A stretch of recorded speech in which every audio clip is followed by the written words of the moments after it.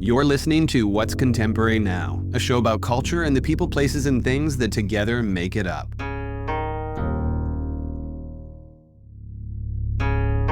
Fresh from the glow of the Wall Street Journal magazine's recent Innovator Awards, we sit down with editor-in-chief Sarah Ball to trace the path that led her to one of the most influential seats in media today. Finding ourselves in a conversation that feels as rigorous as it is revealing. Since stepping into the role, Ball has twice surpassed annual revenue goals and more than quadrupled monthly subscription driven by the magazine's fashion and style coverage. For anyone interested in the evolving relationship between platform and storytelling and the strategy behind a paywall that still feels like an invitation, this episode offers you all the education you might be looking for.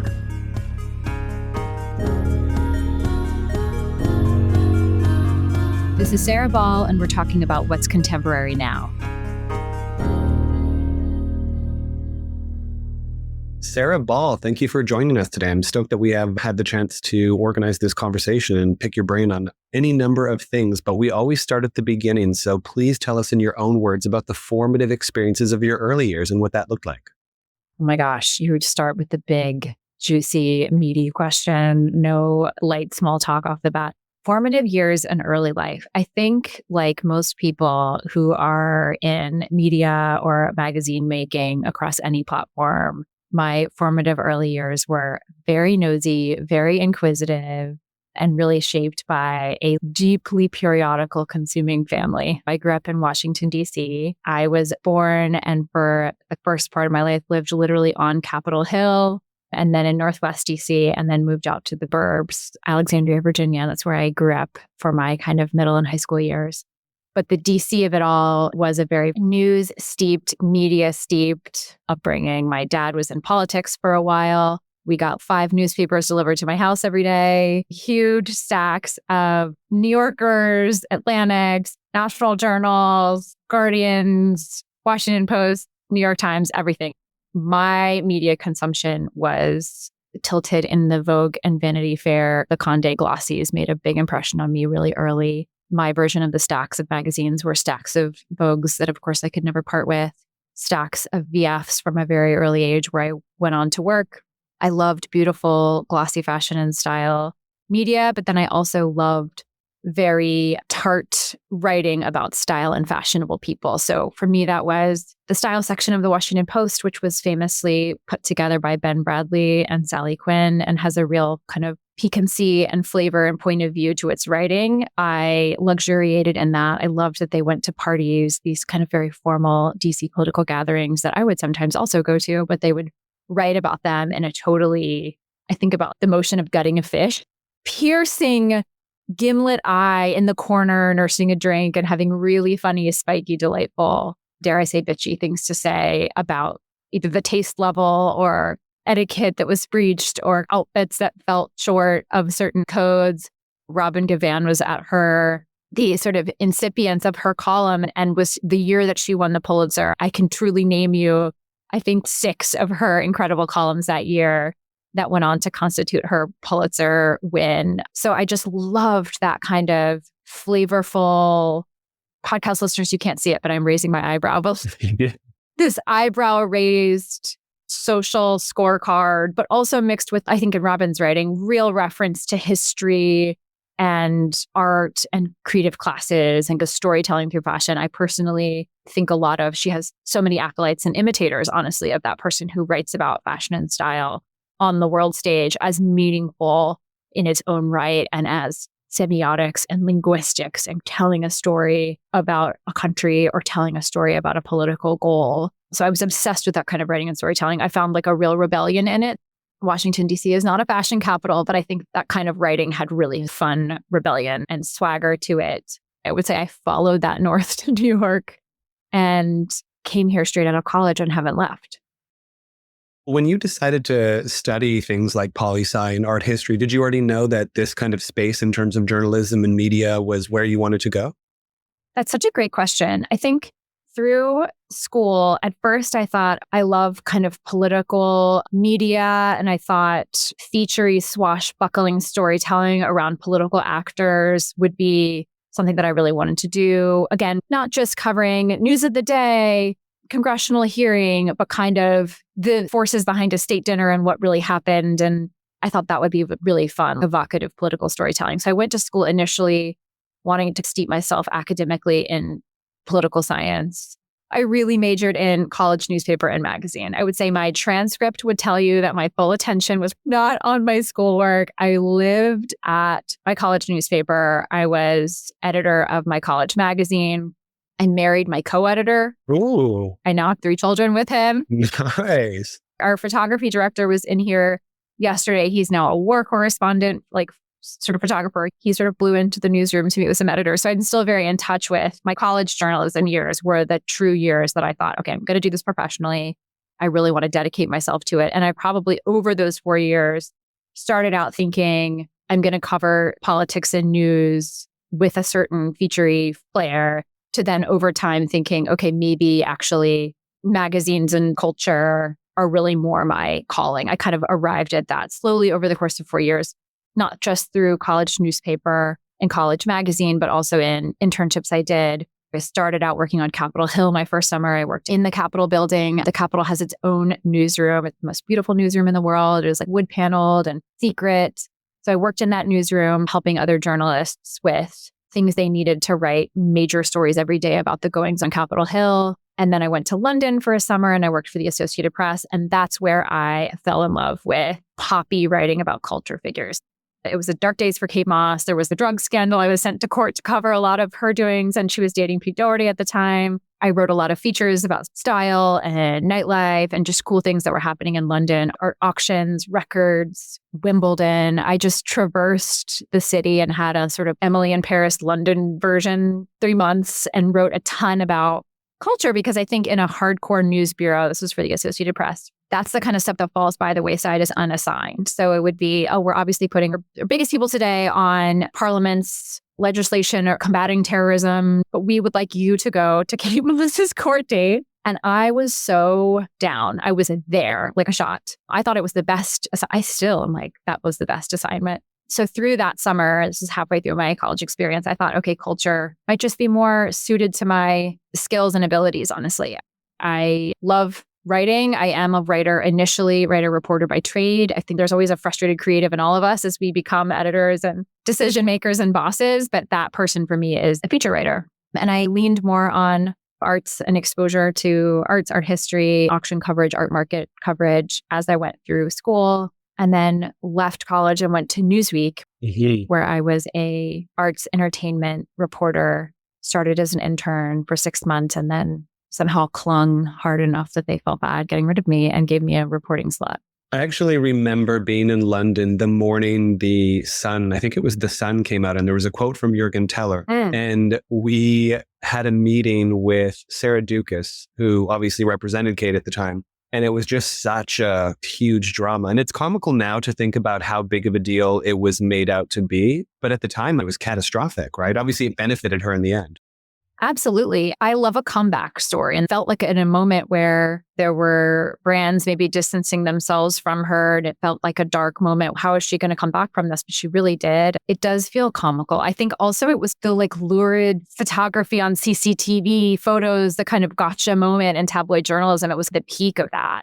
And before a certain reckoning around privacy and what constitutes a story, what constitutes a public figure, and what aspects of their lives are in and out of bounds. I think all of this stuff was being thrashed out in the obviously much discussed Y2K media culture moment and our coverage of women. It was very much the height of that. This was early aughts. But I think even these court dates and these things, she was still so glamorous and looked amazing and such an icon and kind of had such a bulletproof attitude and a fearlessness that I think still seems like who she is in the public eye. In a way, it almost catapulted her into an entirely new stratosphere of fame. She just became such a pervasive subject matter beyond anything related exclusively to fashion. You definitely knew who Kate Moss was after that.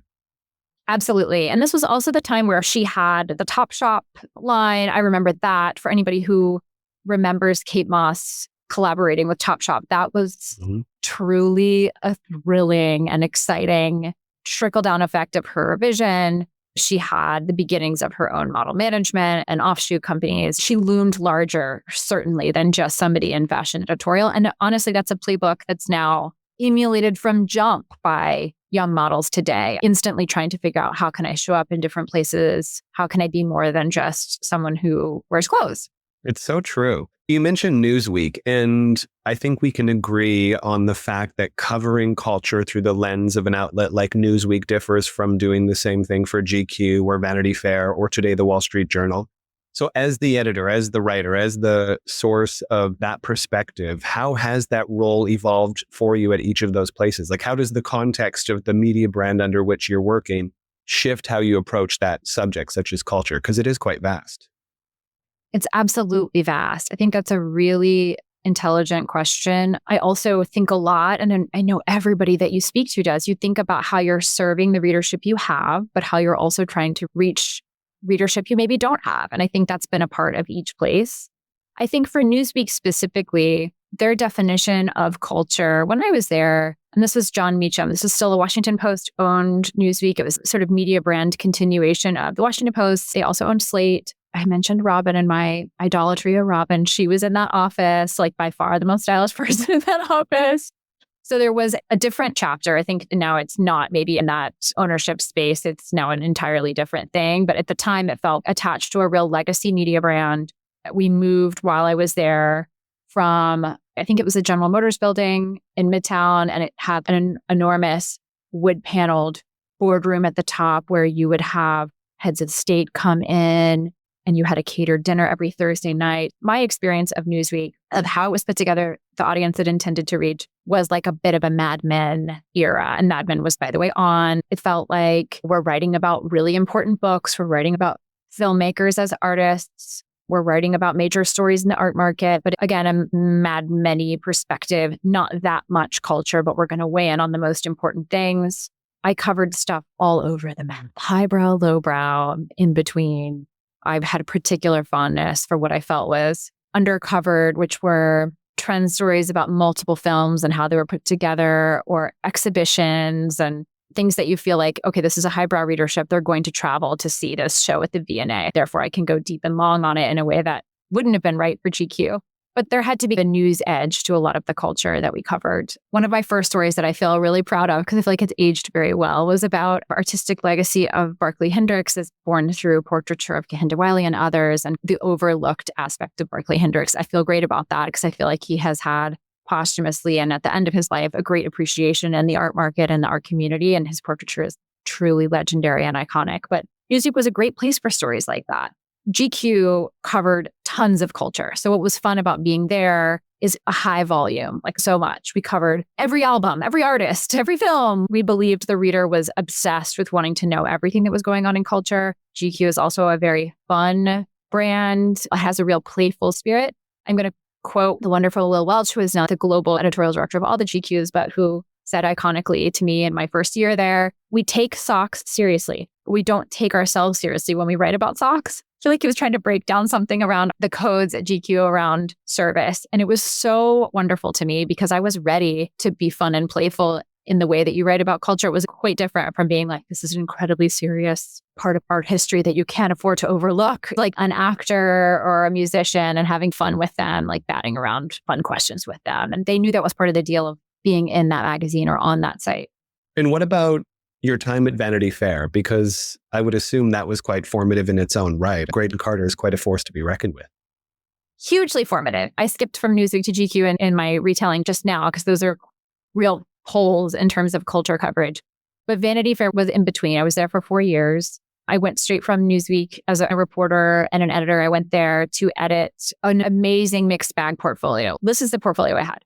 Politics, Hollywood culture, royals, and scandal. That was my remit. I came to edit those things for Mike Hogan, who until very recently was overseeing all things digital at VS. He was looking for a kind of right hand to help edit that coverage on a day-to-day basis. I went there and interviewed and met with Graydon and met with Chris Garrett and the kind of some of the top brass there. I was lucky enough to be offered the position, and I blinked and 4 years went by. So everybody has this chapter in their career. I think Graydon recently wrote about it in his book or said it on a podcast where you don't know you're in a golden age until the golden age is over. And that is, I think that's true of young careers. I think that's true of formative years. Those were the most formative years of my career in terms of developing my editorial taste, feeling confidence in what's a story and what's not a story.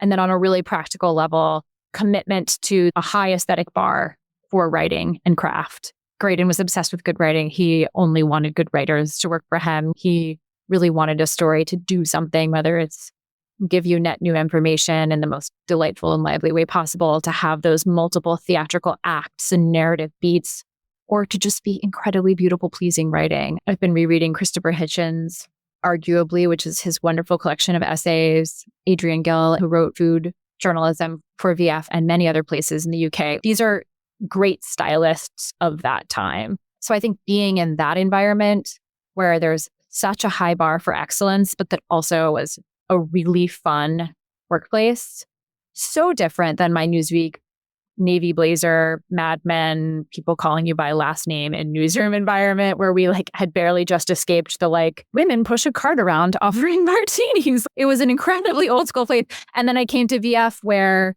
it was so stylish. It was so funny. It was so zippy. Everyone is incredibly smart. And we did really silly things. I learned how to send a photographer on a royal tour and negotiate with the palace. I learned how to send a writer in a Gumby suit down to be a Times Square character and write about that process. I got to edit David Sedaris. I got to work with Maureen Orth, who is incredible. I got to publish Major Investigations. I got to publish the silliest things in the world. The wonderful Julie Wiener, who is now a much lauded television writer, was a writer for VanityFair.com in those days. And I worked every day, all day with her. And I just remember we were sitting around one summer and we were like, what should we do? And Julie had this idea, I'm going to do a What's Going On in the Hamptons series. Fabulous, great. Vanity Fair readers will love that. But it was just different towns called Hamptons around the United States. And she would call these towns and they would say, oh, we're having a reading at the library and oh, we're having an ice cream social. And she would write them up and our readers would be duped, but they would realize it was a very funny satirical piece of writing. We were just doing hijinksy things like this. And I couldn't believe that I was in a position where we could be like, can we send someone on royal tour? Yes, can we have this world leader sit for an interview and then the next day dress someone up as young Mitt Romney and have him do pranks on other people and take these fake black and white photos and present something as a comedy thing. So it's felt like half journalistic editing job and half working in a writer's room for an incredibly varied 30 Rock-esque thing where you're dreaming big, funny dream projects and going through all kinds of hijinks to get there. So that's a very long-winded way to say it really shaped me, shaped the DNA of me on a kind of cellular level. I carry it with me today. I saw all of those people in the cafeteria this week for Mike Grunbaum's, Julie's husband, actually, release of his book, Charting Condé's Peak. And we were all there together in the cafeteria and took a little reunion photo. So they're still in my life for sure and indelibly shaped me for the long haul. Since your appointment, the magazine's exceeded its annual revenue targets not once, but twice. You also more than quadrupled monthly subscriptions driven by magazine and style stories. You've worked across print, digital, even video throughout your time in these various roles. And obviously that kind of would suggest that you have a holistic understanding of what goes into successful editing. Well, what would you say is your secret sauce to that sort of success that you've achieved in this particular role? Like I said, knock on all the wood as you're saying it, it sounds like jinx, jinx, jinx. I think that I have such a facile, frustratingly simple kind of fortune cookie wisdom that is quality wins out. I really believe that. I think that, again, that sounds almost glib, but I've now been in media for just shy of 20 years. I think during that time, that was very much not the case for kind of the middle of my career's journey. I think there was a long time that, actually speed is the name of the game and just being everything to everyone is the name of the game and making sure you have a headline on everything that's going on so that you can seem relevant across everything. We don't care if you don't have deep expertise in that. Just show up to your reader, show up to your reader, show up to your reader on everything. Send 1,000 million push alerts so that they know we always have something for them anytime. That viewpoint represents almost the bulk of my career. And I've been always in the background of that thinking, yes, but if it's reheated and they get there and they see that it is such, are we really going to keep them to corporatize it as a repeat customer? If you walk through the door at a beautiful, expensive, fine dining place and you're handed a bowl of olive pits, are you going to come back? Probably not.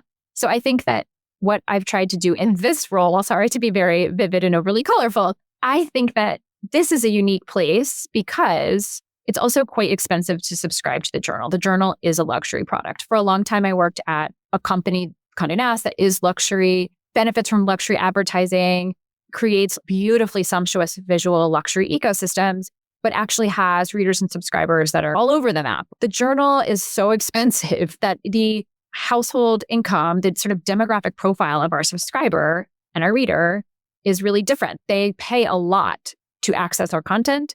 Therefore, they expect a lot. So I think meeting that expectation by presenting them with net new information, net new visual experiences that they can't find elsewhere, really beautiful and sumptuous quality work, that is always the goal. I think also making sure that there's connection and engagement all the way down a story. I think we got lost in media for a long time by throw a really catchy headline on something, get them in the door, and then whatever happens after that, we don't care about it. I think this comes from Emma Tucker, the editor-in-chief of the Wall Street Journal. But one thing she did when she started here 2 years ago was completely upend the way that we look at success of stories. There's always is in every newsroom a jumbotron of what's trending on the site that day. It's enormous, the story high. And on it now is a ranking of our work along the lines of her and Tanith Evans, another editor on our newsroom team, their view of what makes success. And that is engagement pretty much all the way down the story. So if a story is not holding readership all the way through, we look at that. We look at that together and say, why didn't it engage all the way through? And I think on a microcosm level, the magazine and our style work, we really want to engage you all the way through. That's something that if we hit that benchmark, everything else follows. Again, it sounds a little bit glib, but I think by creating that readership spike, so we've had stories suddenly attracting a lot more readers who want to stay a lot longer and they want to pay for that journalism by making that pool of people bigger and more active. Obviously, then you're putting your ads in front of people who are really engaged. You're putting your ads in front of people who have that high household income and that purchase power. So we're able to cover off on that. Our readership is your customer. I think that's been incredibly strong for us, especially in a volatile overall economic climate. So in a way, having a paywall kind of primes the runway for success because you already know you have a targeted, curated, particular quality of audience. I think that's right. The journal's famous for having one of the earliest and toughest paywalls. I went through periods at Condé brands where it was like, should we put one up? Should we not put one up? How high should it be? How permeable should it be? How much should it cost? What should you get? Also with your subscription was the big conversation at Condé, like merch that you were going to lard you with. You could get these 2 titles. I think there's a lot of that debate that occurred between 2010 and 2018, like a really critical period where people realized, okay, there is a willingness to pay for content. Now, how do I capture that? The journal just sat that out because when they launched, there was a paywall. So there always was a sense that you were going to have to pay to access this content. I think that it does really help. Within that, you then have to still reach people outside of that to try to say, hey, there's something for you here. So that's something that we think about a lot. We can't just talk to the people inside that group. And then second, like I mentioned, that group of people is quite discerning. They're quite an educated reader. They have well-developed tastes and preferences. They have money to spend. So I think keeping them entertained, engaged, those 2 things are always on our mind. But certainly there is a leg up in terms of literal health and ability to kind of buffet these winds of overall change if you have said quite early in your history, you're going to need to pay for this content.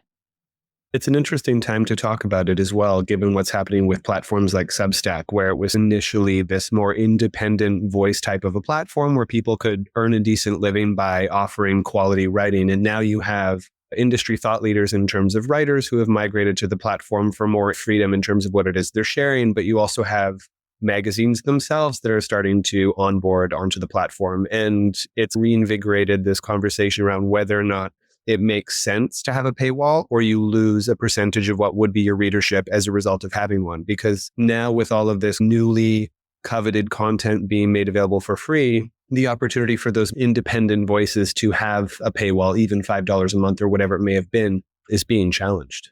I think that's absolutely right. It's very interesting to see a New York magazine work with Substack, et cetera. I think that's fascinating. I think that's interesting and exciting too, to see like exactly what they do with it and how the overall product offering is shaped and what they feel like it does for nourishing their flagship brand and what it feels like that they're getting that they can't get from there. It's funny to think about your site now as that's the new legacy. Print edition is your sort of nuclear site. I think that as consumers, my team of reporters and editors and fashion editors and photographers and everybody, I look at us as this little microcosm of maybe our audience. You have your Substack subscriptions really tailored, and that feels almost true leisure and indulgence for your interests. And then you have your subscriptions to sites that give you a more balanced or holistic look. You have your journal subscription or your New York Times subscription or your New York Magazine subscription or your Puck subscription.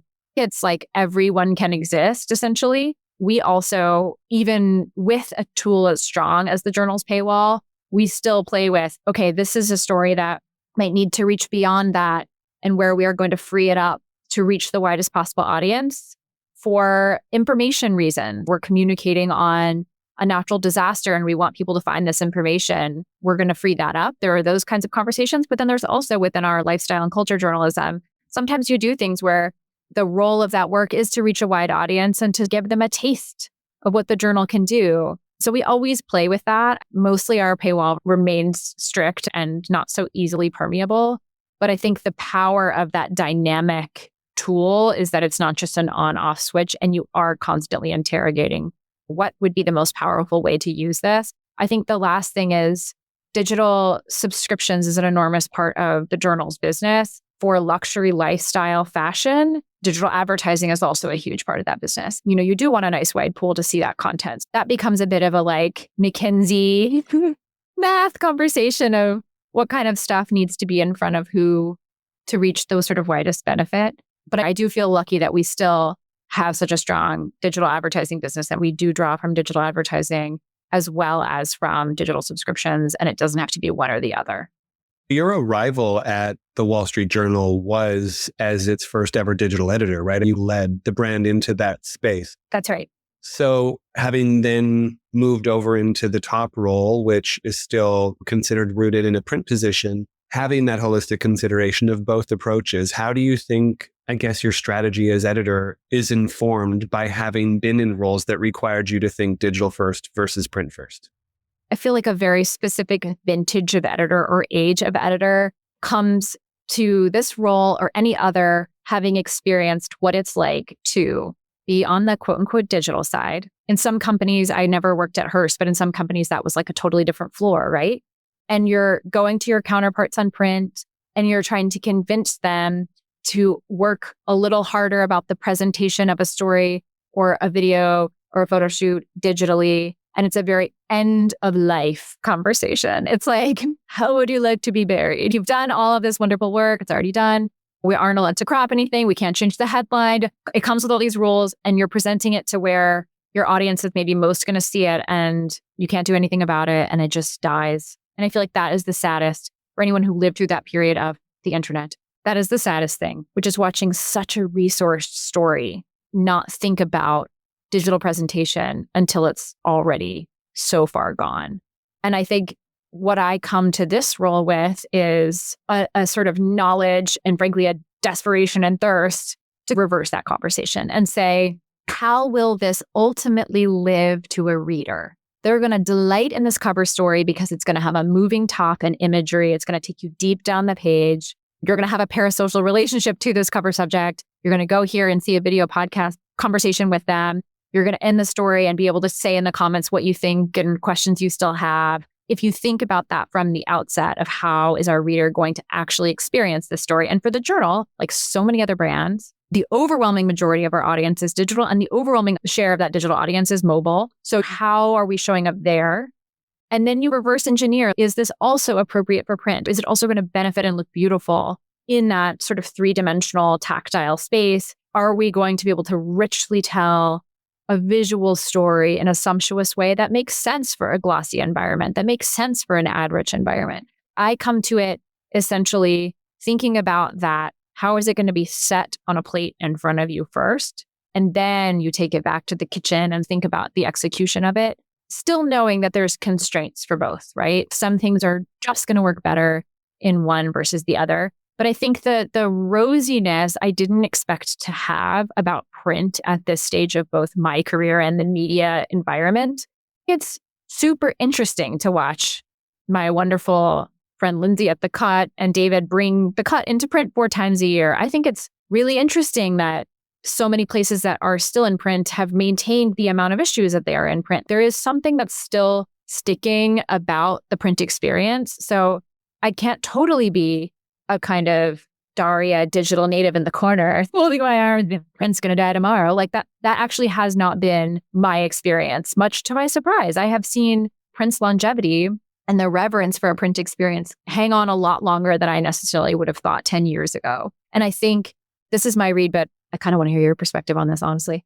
I think that the fear that I'm seeing right now around AI and unpredictability and how will my content be presented and how is it going to be distorted, I'm noticing a reverence creep in for print as one additional lever to pull to reach your audience in a way that makes me feel there's even a couple more years tacked on to the vitality of this platform. So it's been something that's been unexpected, and I've gained new appreciation for the longevity and vitality of print as a medium, but I definitely don't see it in the way that I experienced for so many years at a Condé or a Newsweek, which is that's that division over there, which is digital. This is this division over here, which is print. That's definitely gone by the wayside. What about something like video? What role do you see that playing in terms of level of importance for a content strategy? I think it's hugely important. Look at these younger generations where that's pretty much the only way that they consume their information and media. I think for me personally, I love TikTok. But what it's replaced for me isn't news consumption necessarily. I think it's replaced the consumption of Indico, and I feel like it's replaced the consumption of Bravo and fun Love Island-y, bachelor-y, trash TV. Now my version of that is TikTok. It is my television leisure. So I think that not showing up to video is just tantamount to surrendering. I think how you show up to video, in what way you show up to video, whether it is in that informative space, that immersive, luxurious, leisurely space, I think you're watching brands feel through this in live time. The journal's also trying several different strategies. We, of course, have robust news video where you're watching what's going on right this second in the Middle East. But the other kinds of storytelling that we do across video is something that we're very in test and target and try phase. It's undoubtedly the future. And I think what you hear from Condé in this transition phase is that, again, this has been their drumbeat for several years now, but that they will continue to transform into largely a video and moving image-led company.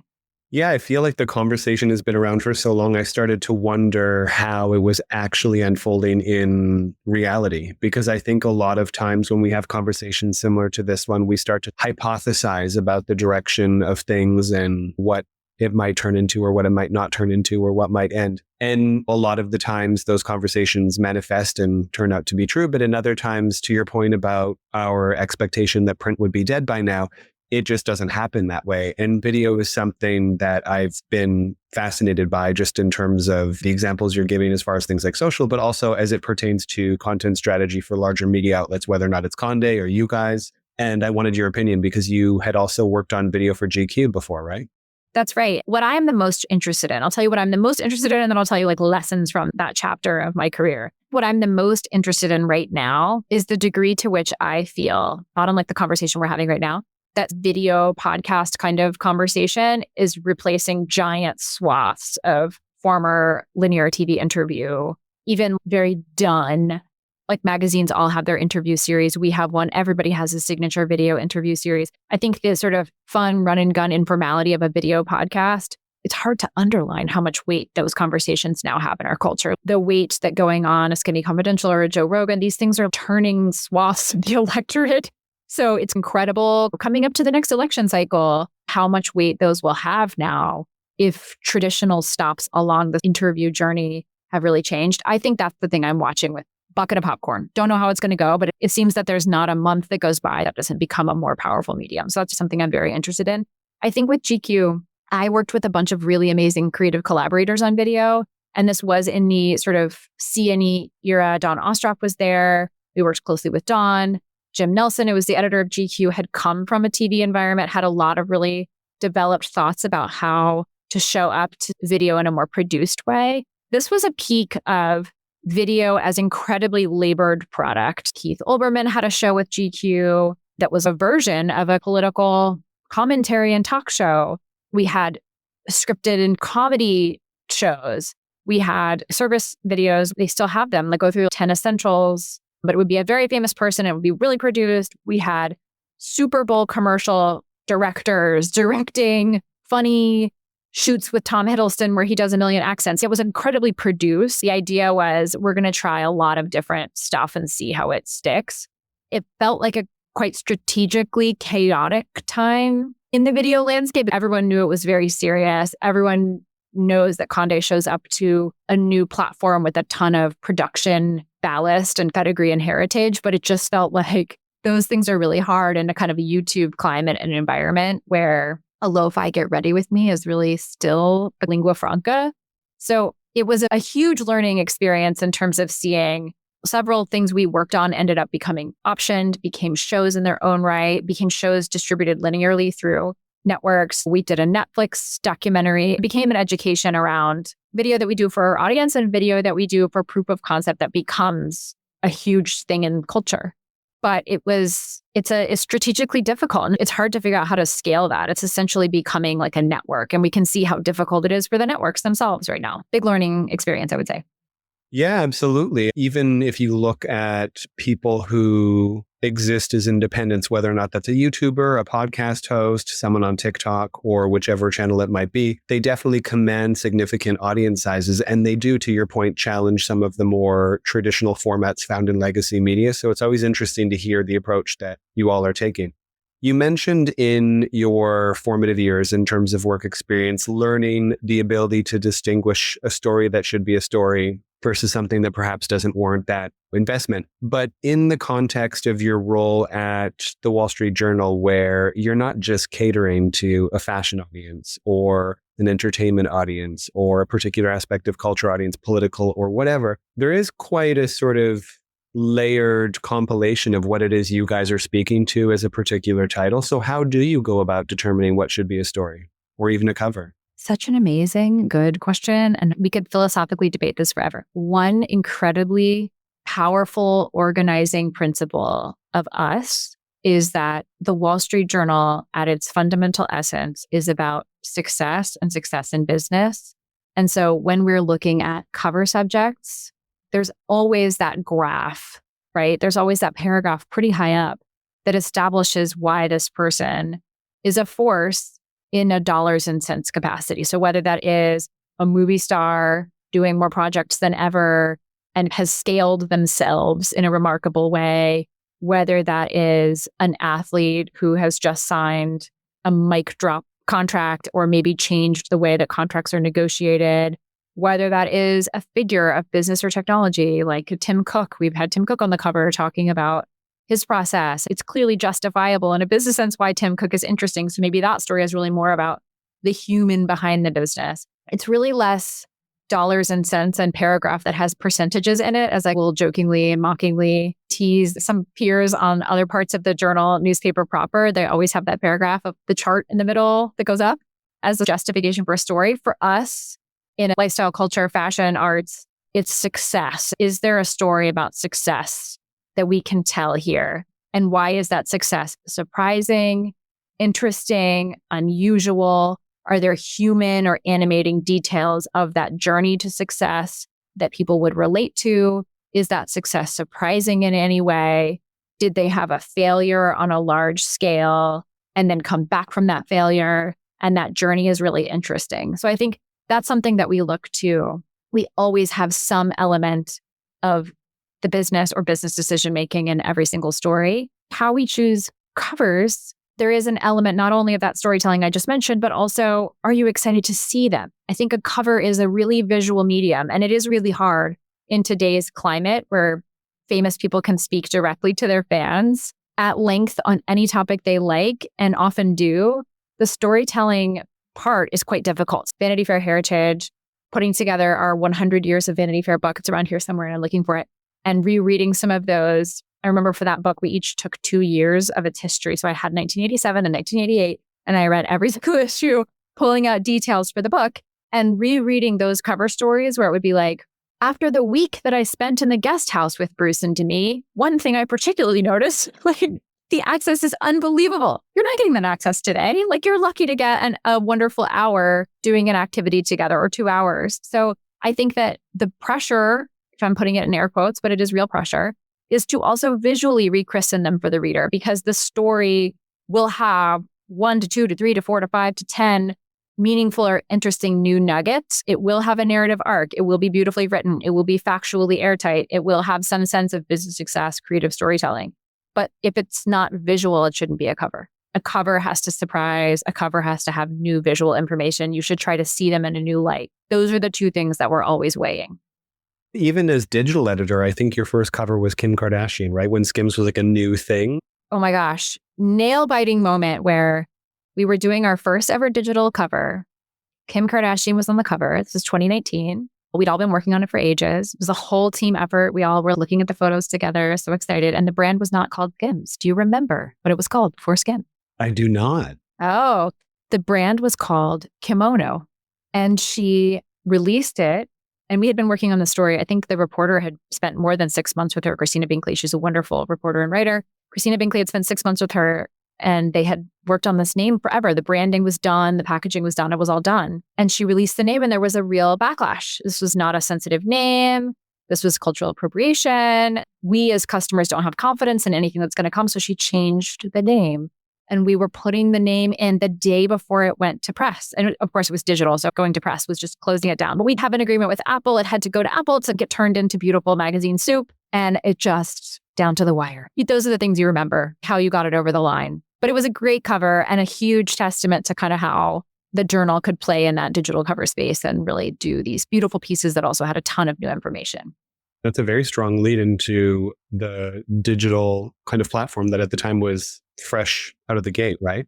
Yes. Obviously, the work speaks for itself when we're looking at the success that you've had. But do you ever feel pressure to be more outward facing in terms of things like having a social presence? It looks like you barely use Instagram, but it doesn't seem to hurt. Do I feel the pressure? I probably should feel it more. I'm such a behind the scenes gal. It's funny because I turn up to the world. I travel a ton for fashion weeks. I'm always at events. I see people in the industry.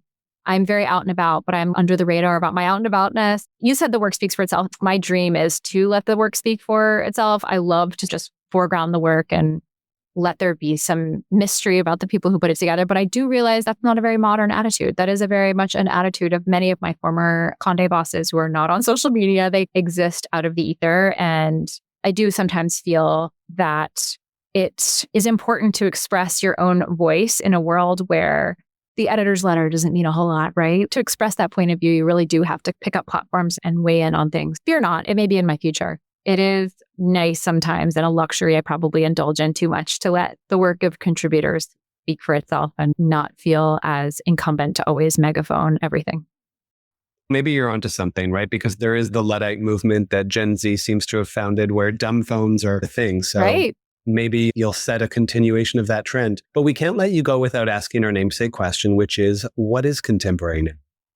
I genuinely believe that what is contemporary now is a playful and unself-serious sense of humor. So I think that when TikTok was about to go away, you'll remember this, the amazing morning videos that poured out from everybody.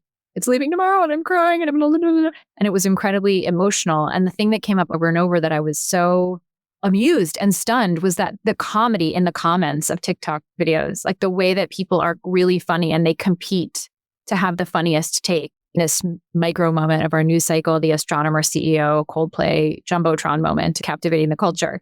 And the comedy in some of these riffs on that. I love Gen Z and Gen Alpha's love of laughing at each other, at themselves. I think it's really fresh. I think that there's a sort of self-seriousness, that legitimate seriousness that has come out of the culture and tensions and horrific news events of the last 5 to 10 years. But I think there's like a sort of personal tension that's come with that, where you're afraid to laugh together. And I think that what's been so refreshing about seeing young audiences on that platform is how excited they are to laugh together. and upvote laughter and not mean-spirited laughter. And we started by talking about like early aughts culture. It's not a gawker snark at all. It's laughing at ourselves and laughing together. I think that we haven't fully harnessed that potential of wry, playful. I source it also to your nostalgia for A Greydon's Vanity Fair, A Spy. I think that sort of playful, we're all laughing at the same thing can be missing in our culture, but I see it at the grassroots level. And I'm curious how it threads through in the coming years. Such eloquence. It was an absolute gift of a conversation. Thank you so much for everything. You can definitely tell that you're a writer. You have such an incredible command over language and you never use extra wording. And I don't know, it was an absolute gift to listen to. So thank you. Oh gosh, that is so incredibly kind. Thank you. It was a gift of a conversation. This was like the best interview I've ever had. So thank you. Thanks for tuning in to this episode of What's Contemporary Now. A special thanks to our producer, Sasha Grinblatt. Audio post-production by Chase Coughlin with original theme music by Joseph Topmiller and Chase Coughlin of The Black Soft. And visual design by Aaron Meager and Graham Prentice. Subscribe now to be the first to catch new episodes each week. And if you've enjoyed listening, we'd love to hear from you. Leave us a review and let us know your thoughts. Your feedback helps us improve and reach more listeners like you. Follow us on Instagram and LinkedIn for additional content and join the conversation. Let us know what you think is contemporary now.